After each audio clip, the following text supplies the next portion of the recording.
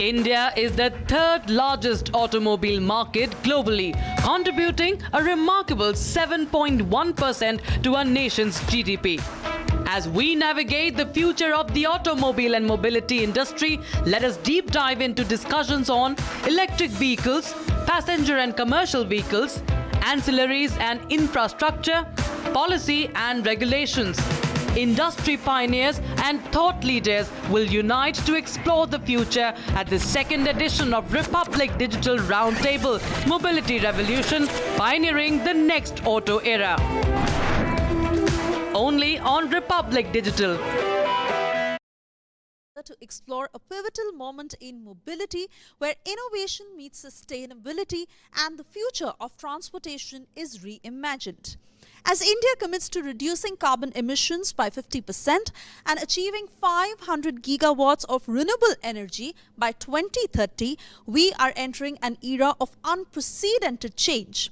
Our theme, Mobility Revolution, pioneering the next auto era, reflects the urgent need for action and collaboration in our automotive landscape. Let's get ready to shift gears and accelerate into the future.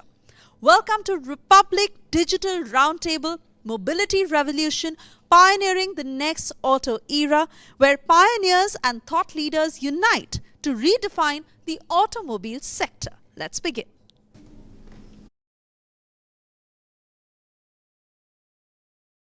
So welcome to our first panel discussion on the second edition of the Republic Digital Roundtable. We are going to focus on electric vehicles in today's conversation once again. I'm excited to host a group of distinguished guests who are at the forefront of electric mobility revolution, and in our studios, physically here in Noida, at Asia's largest news center, I have Ankit Sharma, who's the co-founder, CEO of Vidyuta Materials Private Limited.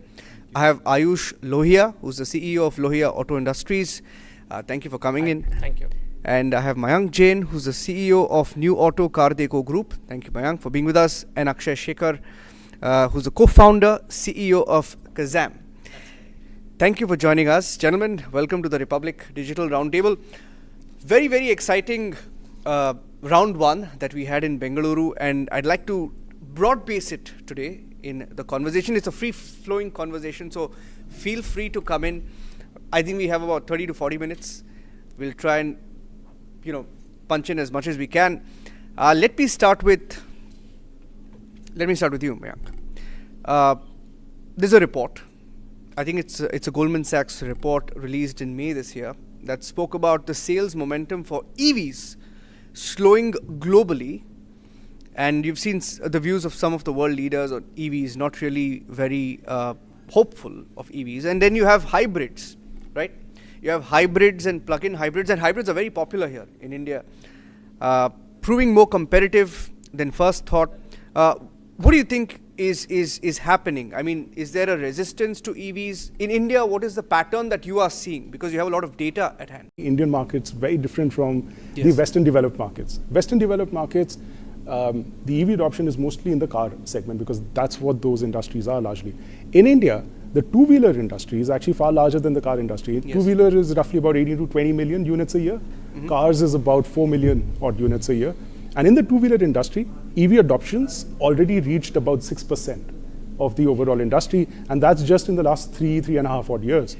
And actually, if you think about it, if you further cut, slice and dice that number is only within scooters. And scooters only, about 25% of the total market. Motorcycles is actually about 75% of the industry. And motorcycle EV adoption is yet to take off because you have just very few players right now in the mass segment in motorcycles out with any kind of a product, right? And so when motorcycle EVs also start to come around, and we've recently seen some players have made some announcements, and some of those products, when they start coming to market and other manufacturers follow, I have no doubt that you'll see a far higher than the current 6% two-wheeler adoption. Mm-hmm. Now, when you look at the four-wheeler industry, the car industry in India, there we lag behind where the rest of the world is. Like you've got markets like Norway, where already EV cars are actually outnumbering non-EV cars or petrol or diesel cars. And in that particular segment, India is roughly at about 2% penetration at the moment. But when you look at the data that we have access to, that we are privy to as India's largest research platform, consumer platform, we get roughly about 60 million people visiting our various sites across cars, bikes, trucks, tires. We see that the traffic in EV cars is already about 10%. Right. And so I think that's a great lead indicator of where the EV industry in India is heading as well. So I have no doubts that adoption in the EV segment will continue to rise in India. In fact, when you look at a segment like three-wheelers, and we were discussing this earlier today, in three-wheelers, where India is one of the leading players in three-wheeler industry globally, our EV adoption rates, penetration rates are already now upwards of 50%.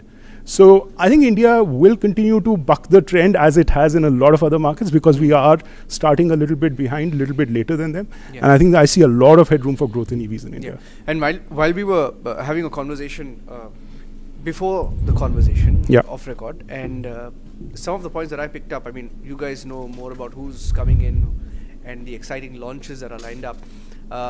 One of the aspects that I picked up, and you can speak about it, Ayush.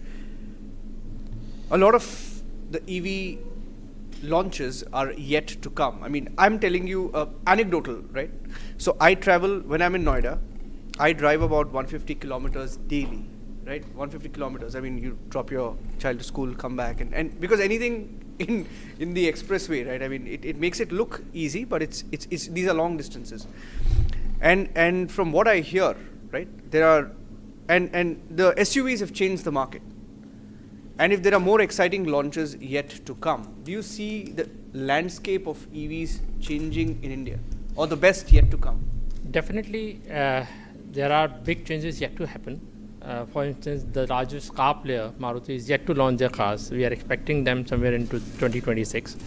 So even in two-wheeler segment, if you talk about, as mentioned by Mayank, still, motorcycle, two-wheeler industry yet to start the revolution, which is supposed to happen in two-wheeler segment, electric vehicle segment.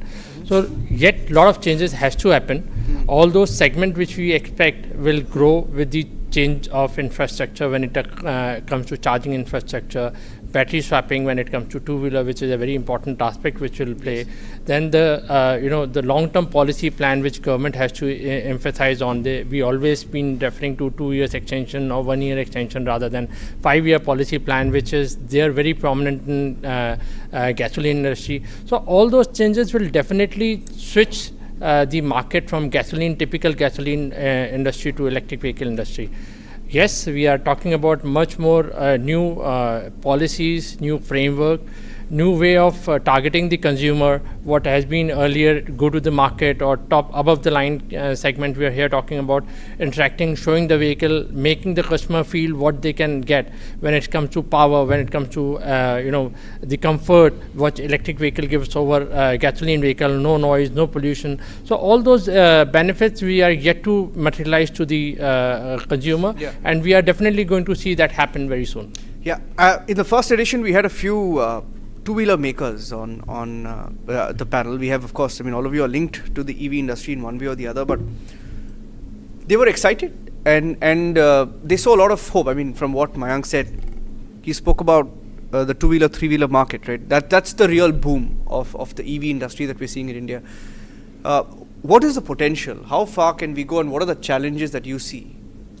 Akshay? So I think roughly this year we may hit around 10 lakh vehicles to be sold here in India in the two-wheeler space. And right how Mayank said that almost 50% of three-wheelers are already electric. The largest player, Bajaj, actually launched three-wheelers some 7-8 months back, and they're already catching up. They're already number 2, and you will see them be very fast number 1 player. And what's actually happening is that the 2-3-wheelers are getting adopted in tier 2 and tier 3 cities. Okay, the arbitrage that you have been able to create from petrol to now to EV with no CNG in between, right? Especially in two-wheelers, we didn't see that at all. So the cost have gone down almost 1 by 10th, 90%, right, in the fueling cost for all these vehicles. So we have started seeing a lot of adoption in 2-3-wheelers in that segment. And in 3-wheelers, especially in the Northeast markets, you'll see actually a lot of adoption happening because CNG was never even available in those segments at all. So that is something that is happening in this current market.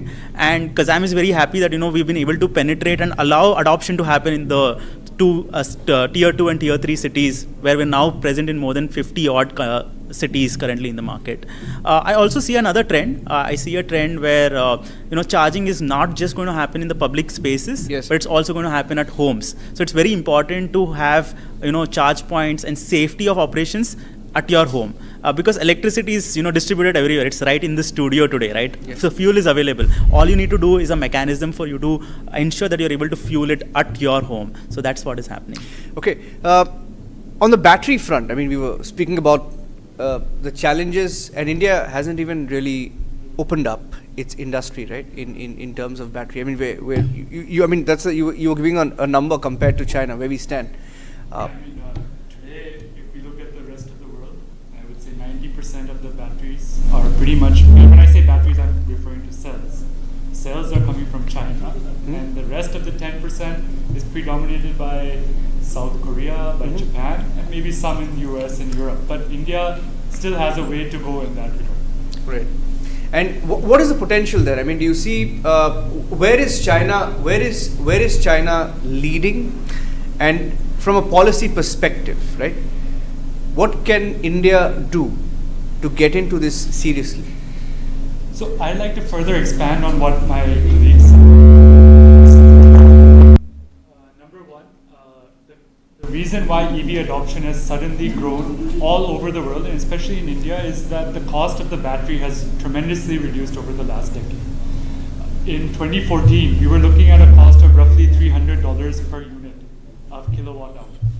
Now that cost has suddenly changed to $78 to $80 per kilowatt hour. That's a 75% reduction in a matter of 10 years. And that is with the rest of the world not coming with their new technologies. And for example, India has its own challenges, and that is why players like us are required, where we make these battery materials like cathode active materials that make up 40 to 45% of a lithium ion cell. And we understand the challenges. For example, 2-wheelers and 3-wheelers is an India centric problem to deal with. So materials that go into the cells, and the cells itself are to be designed for India especially.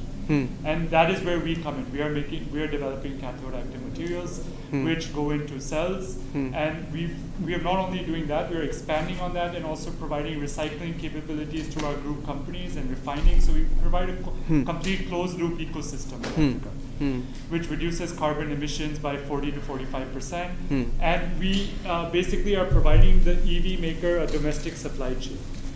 Now, in terms of policies, I think it's really important that India collaborates with other countries, especially where mines are currently present, whether that be Australia, whether that be Chile, whether that be countries in Africa. And I do see that India is actively looking at partnerships with these kind of countries, where we basically mine over there and then further refine that material here in India itself and capture the complete value here in India. So the refining business is yet to be tapped here in India. To be tapped into, but I do see people, including us, our group companies, that are getting into refining, and I think that, and it is a similar story to China, although we are probably 20-25 years late, which can be said for many other industries as well. But I think now the world is looking at India as a China plus one, and I think it's time for us to stand up and actually do it now. Mayank, when you look at EV makers, I mean, China sort of owns the EV market in many ways, right? In India, what are automakers doing to make EVs exciting? I'm from a layman's perspective. If I were to look at the SUV segment or the hatchback segment, which is most popular, I would look at the price point, and on the price point, it's not really attractive. I mean, it is expensive, right? I look at hybrids as more attractive today and more practical, right? How do you change the mindset? And the reason I'm asking you this question is because the government has set a target of 30% of EV penetration by 2030. Is it possible? I think it is possible.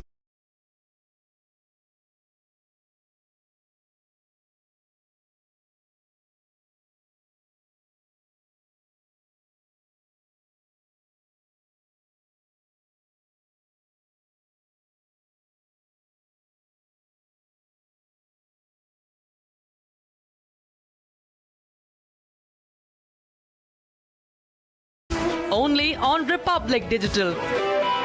And I think having multiple India- powertrains, fuel trains, I think is a good news. So I don't think we should look at it as a binary of either EV or non-EV. I think having multiple batteries and even for that matter multiple technology types within that, I think is healthy for the market.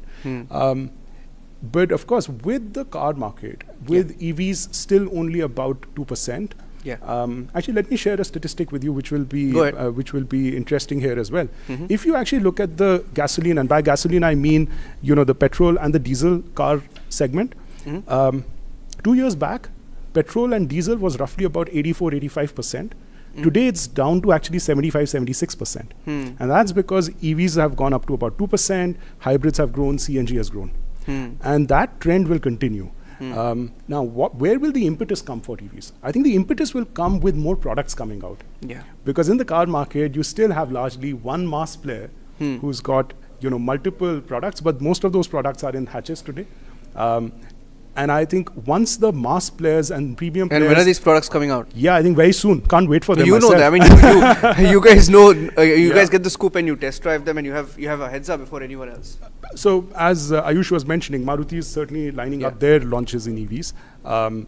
We know Hyundai is looking at bringing out their EVs as well, and with them, Kia will also end up launching. Is there a timeline to? Yeah, I think between 25 and 26 in the coming year. I think the Auto Expo this January, the Bharat Mobility Auto Expo, as it will now be, I think will be an exciting space. I think we will see a lot of new announcements, a lot of unveilings happening at that event. I certainly am hoping to, both as a consumer and as an industry participant, to see lots of excitement there. And so, and Tata and Mahindra themselves, Mahindra has recently had this tie-up with the VW group as well. So I think on the back of these 4 or 5 companies that together between them have roughly about 80-85% of the Indian car market, when they start bringing out EVs across their model lineup, we will certainly have a lot more adoption happening. So yeah, I think, car market, EV market will grow. And will it hit that 30% in years to come? I think time will tell. But we'll certainly head in that direction. Yeah, you want to add something?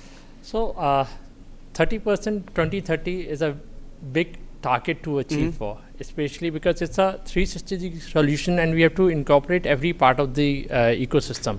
Whether you talk about charging infrastructure, we talk about supply chain from backend, especially batteries, because battery accounts for more than 50 to 60% of the vehicle cost.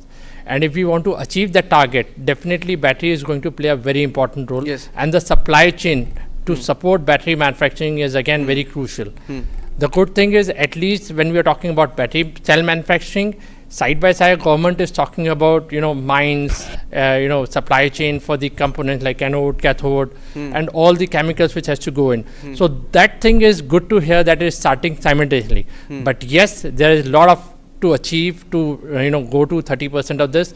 The most important sweet spot will be 3-wheelers in that segment, because that has already reached a milestone of crossing more than 50% in that segment, and 2-wheeler is going to catch up once we have motorcycle in place.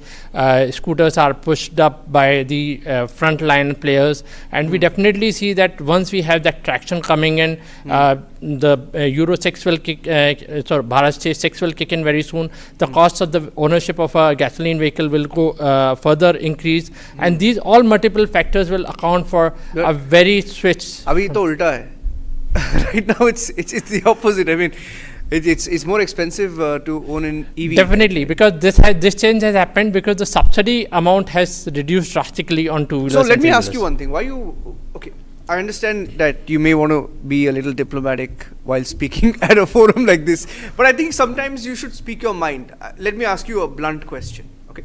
And then, Akshay, you can take it from there. Can the government do more? They can. Definitely, yes, why not? Because if we have to adapt and if we have to lead the world when it comes to electric vehicle, as mentioned, 2-wheeler and 3-wheeler is a very important space. No other country has so much 2-wheelers and 3-wheelers on road what India has. So if we want to lead by saying that we are the say 20%, 30% of the total automotive segment in electric vehicle has been diverted or shifted from new vehicle sales from gasoline vehicle to electric vehicle, 2-wheeler, 3-wheeler, and that is the most important and the easiest sector to transform. Because the cost of ownership of the vehicle, we are not talking about a 5 lakh or 6 lakh rupees product price point. We are talking about a entry level lakh rupees product price point, and then 2 to 3 lakhs for a 3-wheeler segment. Yeah. So that point is very easy and sweet to enter. While if you see from the perspective of cars, the entry level IC vehicle from which used to be 3 lakh rupees has not jumped it to 6 lakh rupees on road price. And definitely the SUV is coming in 10 lakhs and 12 lakhs rupees as a price point. We already see electric vehicle in that price point, which is available from Tata. Correct. Any good traction from Maruti here will definitely help in switching from gasoline vehicle to gasoline oblique CNG to electric vehicle on that part. Yeah. But if I may, just on the... So go ahead. Just on this point on can the government do more? Look, when the subsidies were reduced or partially withdrawn, there was, and we saw this, the adoption in the penetration in the two-wheeler industry was going like that, and then it suddenly started to flatline a little bit. And that is to be expected, because when you suddenly withdraw some sort of an incentive which was in place for consumers where it was more affordable for them, and the moment you withdraw that customer incentive, you suddenly saw a bit of flatlining for the two-wheeler industry. Now, but did it just flatline after that, or did it go down? No, it's again started increasing. And so in the long run, it'll certainly keep growing because the battery prices will keep coming down. The product offers a total cost of ownership advantage. It is cheaper to run over its lifetime. And certainly as battery prices keep coming down, affordability will also keep improving. And you have interesting models like battery as a service, which will increase further affordability. So I think in the long run, I'm not sure whether withdrawing the subsidy will really end up having any kind of an impact. In the long run, I don't think it will matter. I think we will get to where we need to. But I think I completely support this point, which is a very, very important point, that look, because India is a global leader, we have the largest number of two-wheelers, three-wheeler units being sold here. We have local players who do very well. We have players who also export to other countries who do very well as well. Bajaj is one of the largest exporters of two-wheelers in the world. If we have a much more conducive, a much more supportive framework, and I think it will long term is very important here. Absolutely. It will not only go a long way to serve the Indian consumer's interest, I think why can't India end up dominating the way China today dominates in the four-wheeler space, in the four-wheeler EV space? Why can't India end up being a dominant force globally in the two-wheeler and the three-wheeler space? Two-wheelers are a huge product, a huge market in Southeast Asia where we also are present. Two-wheelers are also a huge market potential in Africa as well. Correct. Now these are countries that will over the long run keep evolving, keep growing, and India can really be in that position of... Just to add on that, two-wheeler and three-wheeler, India is the largest exporters of two-wheelers and three-wheelers when you talk about IC vehicles, and see the potential. If that shift from gasoline vehicles to electric vehicle, India can definitely take the lead in two-wheelers and three-wheelers instead of apart from car segment, which already China is the leader. So I think you can already see that happening, right? Because as Mayank said that as the price point keeps going down, the capex price of actually owning a 2-3-wheeler, you will see more adoption. But how can that happen, right? It can only happen when technology is there around it. So there are obviously two parts to it. One is the financial model to ensure that it becomes much cheaper. So if you take the battery out, typically today that is 40% of the vehicle cost, right? And you create models of financing it, either as battery as a service or pay per kilometer that has already started kicking in. I think that is one way to kind of solve it. The second way is to actually get the total cost of ownership itself lower. And you can do that in the future by buying electricity at a much cheaper price for yourself, right? Large scale industries have already been doing this in the open market. But so when you have electricity prices are going up. I mean, you're from Bangalore, right? I'm from Bangalore. Electricity prices have gone up. They just keep going up. They keep going up, but you need to also understand that there is an other alternate market available in the country. There is IEX, which allows you to do spot buying, which allows you to do buying for 3 days in the future as well. And that is the future state of electricity as well in India. You can also have opportunities to just choose green energy to charge your vehicle at a certain amount of time, right? And with that whole push of solar also coming in by the government in this whole policy, we've started seeing that.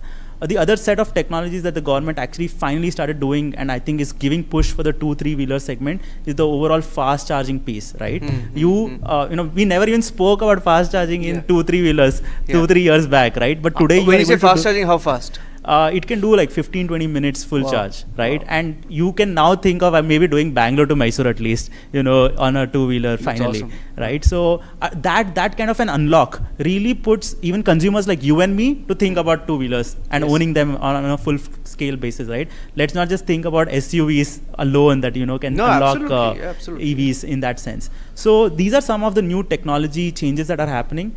And not to mention that your EV today is more like your cell phone, right? It just went from, your feature phones or landlines, which did not give any data, to now having so much data coming in from EVs. So that's another unlock that is possible potentially. On this question of battery swapping that we were discussing earlier, and then you can take it from him. I mean, what's your take on it? I mean, I think India will have both these markets exist, especially on the commercial vehicle segment. I think battery swapping is a great way to solve for getting fueled up very quickly.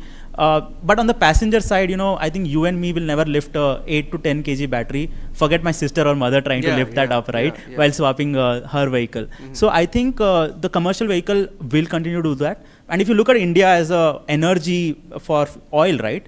70% of all the oil in for vehicles are consumed by commercial vehicles, right from the big trucks, buses to the small three-wheelers that we use for delivery. So that is a very mass energy guzzler in that sense, and that can also potentially at the three-wheeler and the four-wheeler segment can be used on the battery swapping side. I'm not very sure how that will pan out for for trucks and all. Swapping is not the key. Even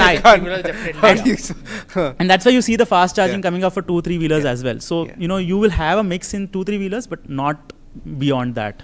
Is what I see. Ankit, I mean, your views on battery swapping, one, and two. I wanted to ask you the question of supply chain challenges in India.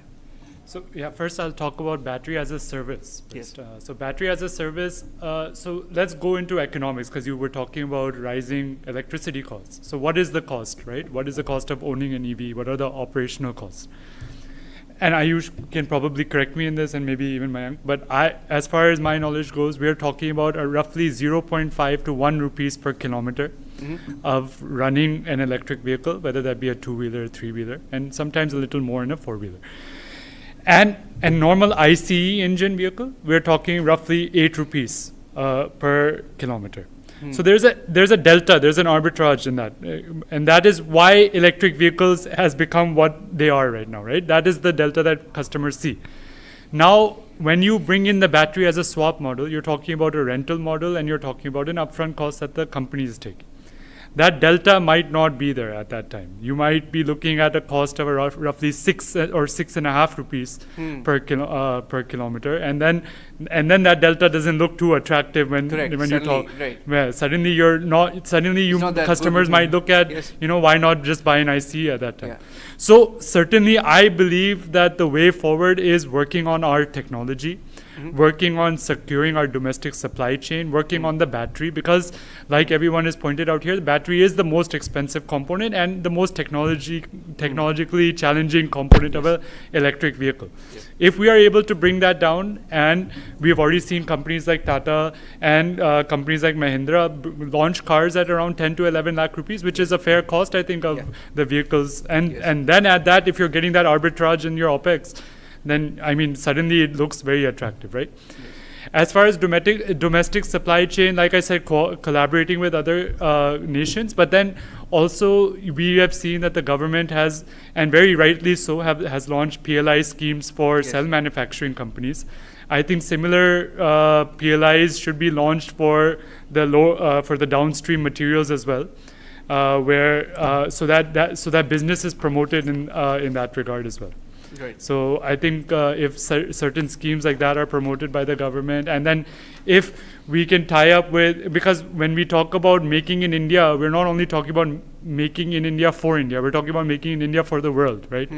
So like, for example, the United States has an IRA implemented where it promotes business not only from facilities in the US, but also from selected countries that are part of that IRA scheme. So if India can take part in that IRA, and maybe the US can benefit from India and India can benefit from the US, if certain things like that can happen, then certainly that promotes business in India. Yeah. Mayank, your group has a lot of data at hand, right? When people they come to your platform, the platforms, and look for vehicles. Give us a sense of the trend that you see or have seen in the last, let's say, 1, 2, 3 years in the EV segment, 2-wheelers, 3-wheelers, 4-wheelers. How has that changed? Has there been growth that we would like to see? Yeah. Certainly, the last 2 or 3 years for the EV industry in India has been tremendously exciting. Let's not forget, EVs have been around for a long time. Ayush, as he was mentioning, Loya Auto started, I think, sometime in 2008. But it's really in the last 3 years where I think the ecosystem really started to come together.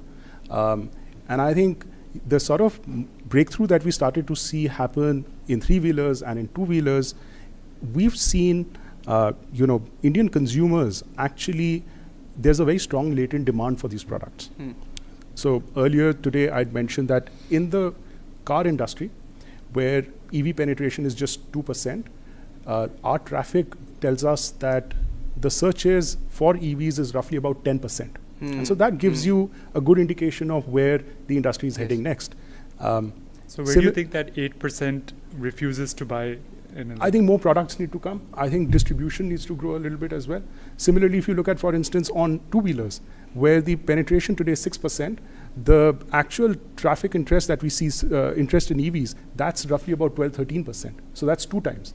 Now, one key factor, I think, in the 2-wheeler market is certainly distribution, because at least a quarter of that interest that's coming is actually in those tier 3, tier 4 towns or below, where right now, 2-wheeler players haven't been able to reach, with respect to their stores, their outlets. To give you an example, Ola today is available in roughly, I think, about 600 outlets. But if you'd compare that number with, Hero or TVS or Bajaj, they'd be available in thousands of outlets. So, many thousands. And so that's why it's important that as that distribution grows, we will certainly start to see much higher levels of penetration there. And of course, over time, pricing will keep coming down.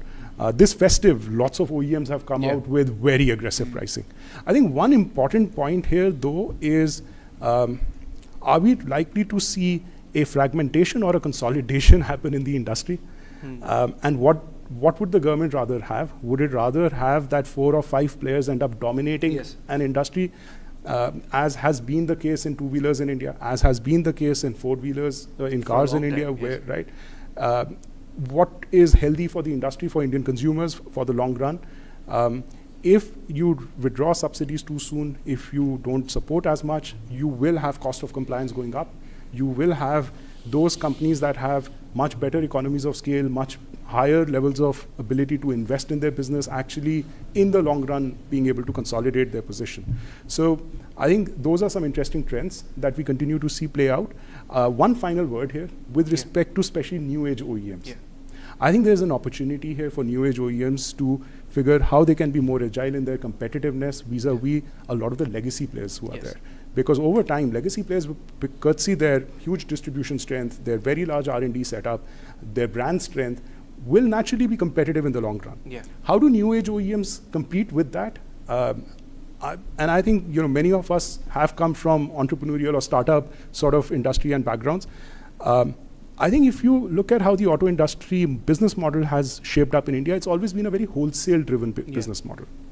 And I think there is an opportunity here for new age OEMs to actually not go down that route, but instead look at their business model as a retail business model and really embrace, getting to know their customer and not just relying on the dealer that I've, shipped my products to the dealer. I don't even know who my customers are.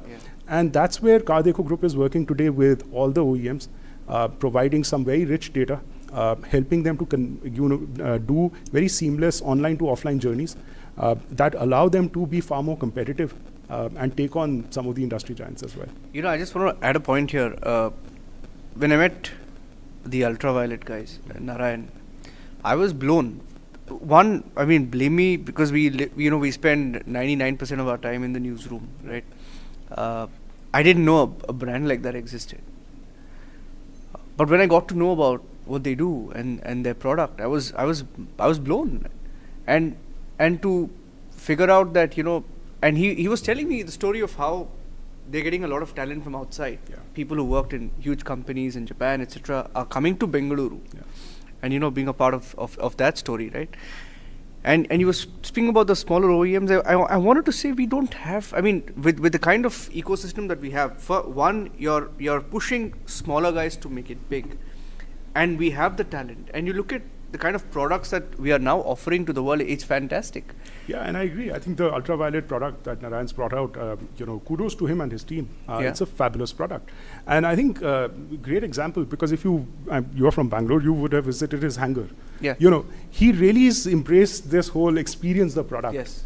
And I'm sure that if more OEMs get closer to the customer, bring out great products, while at the same time taking care of a lot of the basic unit economics, which are going to be a critical factor for adoption here.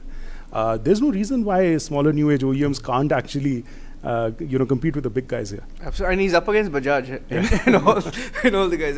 Yeah, what's your take on that, Ayush? Finally. So when it comes to definitely when you talk about electric vehicle, technology is one thing which comes by default with electric vehicles. You have a lot of options when you talk about collecting data, collecting information, consumer behavior, consumer driving cycle. All those things comes by default when it comes to electric vehicle. Yeah. We should not forget India is a very price sensitive market. Yes. And when we talk about numbers, more than 95% of the numbers come from masses. We hardly talk about, even in cars, two-wheelers. Definitely three-wheelers don't have, premium segment. Yeah. So two-wheelers and cars, when we talk about, we see everything like hardly, 3% or 4% comes from the premium segment or super premium segment.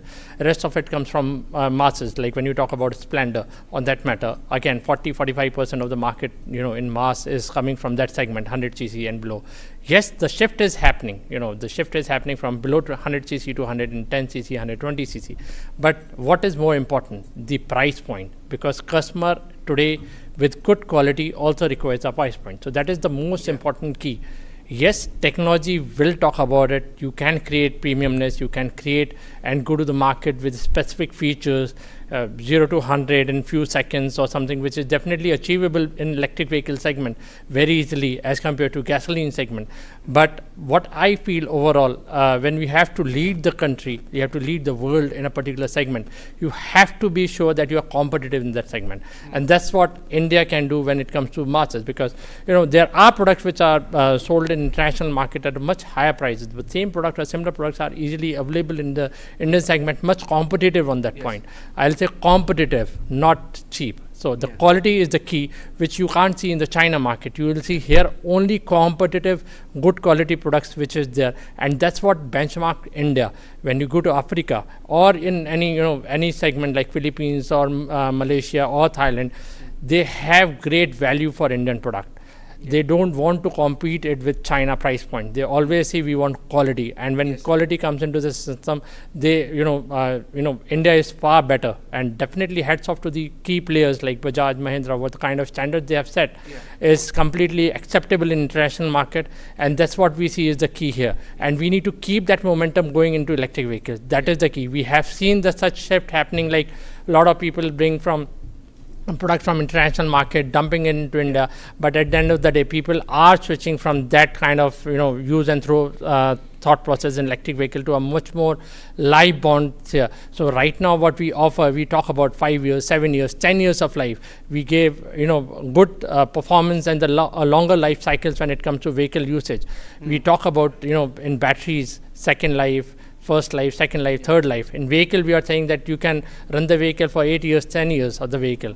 So yet the technology has to happen in battery, which is the key, because rest of the components is pretty much, we are talking about the same segment which we are across an IC vehicle also and electric vehicle also. Battery is going to be a key differentiator which is going to drive this segment in coming time. Okay, I have a few takeaways, but I'll just get last couple of closing statements from Ankit and Akshay. Akshay, you first. Exciting times. I would slightly sort of disagree with what you said.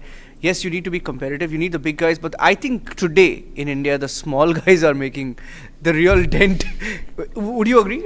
See, you know what? I mean, he's an example. I mean, Kazam is an example. When I say small guys or big guys, it's not about the size. I get it. It's The competitive, the quality, and yes. yeah, of So course. every company, whether if they want to stay in the market for a long run, Yeah. they can't be just use and throw kind of scenario. They Of have to course. be competitive with the quality in place. Yes. The consistency has to come in the But market. do you think the small guys need a push to gain that consistency? Is that the point you're trying to make?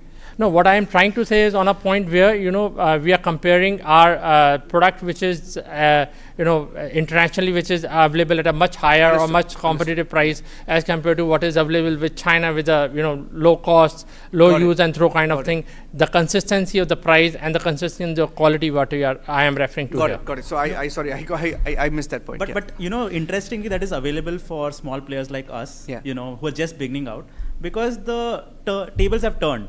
Okay, Niranjan, what has happened is because it is a technology first product now, the number of parts in your EV is so low as compared to an ICE vehicle. Correct. It's almost become 1/10 or even less than that, right? So, and most of that is electronics and software that's controlling most of it, right? There is obviously a lot of mechanical parts which the vehicle can fail, but the people who are focusing on value, I would like to say not competitiveness but the value of the final product that's coming out, that can actually make the difference for consumers to take. And the second piece is like someone like Kazam, right, who kind of came out in a very ancillary business to auto, which was the charging infrastructure altogether. We worked across the small players like Ultraviolet also to the big guys like Bajaj also in the market, and some way or the other they pushed us really hard to get to that quality level where they could meet it and bundle it along with their vehicle, right? Yeah. So that is actually even pushing players like us to be giving that kind of quality along with every product that we're thinking of. And this sets benchmarks and finally gets into the policy making for the whole country. So if you are really focused on technology, because that is what you can bring onto the table with the large incumbents in place, because they are missing that piece at the beginning. So you bring in the technology, you bring in the software prowess and allow them to work and help you build quality alongside with them. And most of the vehicle OEMs are open to that and they help us do that. And today we are, I think, at the same par. Right? Yeah. Most of them audit me and then I'm passing all their audits and getting into the last piece. So I think that is where I would say that the industry has kind of shaped players like us. There are a lot of opportunities as well, not just from a government perspective, because even when I apply for tenders, for example, for large scale tenders, there is actually a startup segment available where you can apply, where there are a lot of discounts given in terms of the qualifications, because we would never meet revenue targets, for example, right? Correct. So that's the kind of play that has happened, and hence we are all on the same leveling play field over here. I think the roundtable can also tell you that we are new age guys coming on to the incumbent. Isn't that refreshing? Exactly, not just for the audience, for everyone else. For everyone, well, right? I mean, I find it fascinating. I mean, from the even in the first edition, I mean, this was my biggest takeaway. And before I get to my takeaway, I want to go across to Ankit. Ankit, will I wouldn't call them smaller players, but will these smaller, newer players fuel the real story of EVs in India? I think absolutely. I mean, because like he just said, I mean, everyone's on the same level field. No one really has found the equilibrium in India yet, right? Everyone's looking at China, and everyone's looking at maybe Korea, Japan. But I strongly believe that the key is technology, like everyone has said, and creating our own research and development teams and creating our own technology and not copying or not licensing technologies from China. I mean, we should take the best bits from everywhere, but at the end of the day, we should make our own product something that's suitable to Indian environment, something that's cost effective, and something that we know will work. For example, like I keep saying, the two-wheeler and three-wheeler market is an India-specific market, I think. Yes. And if we can create a technology that revolves around that and then expand that to our four-wheelers or heavy-duty vehicles, then because this is so technology sensitive and because it's so because it has to deal with so much technology, then the bigger players obviously bigger players will have more resources when it comes to research and development. But I still think that it's a level playing field because the technology can come from anywhere. Anywhere, absolutely. Some of my takeaways from this conversation. I mean, for me the perhaps biggest takeaway is the the 2-tier, the 3-tier, and the 4-tier markets are the most excited about EVs. I mean, who would have ever thought that they would be the most excited about EVs? And I'm personally looking forward to all these exciting launches, because I think the more choices you have, the more competitive it's going to be, and more affordable, of course, somewhere. And but the fact that we are now working on the battery and the sourcing segment, and I think that's something that we need to look forward to and work towards. Overall, exciting time to be discussing, EVs. Thank you for joining us, Ayush, Mayank, Ankit, and Akshay. Thank you for joining us here in our second roundtable. Thank you very much. Thank you very much. Thank you. Yeah. Thank you. Nice talking to you.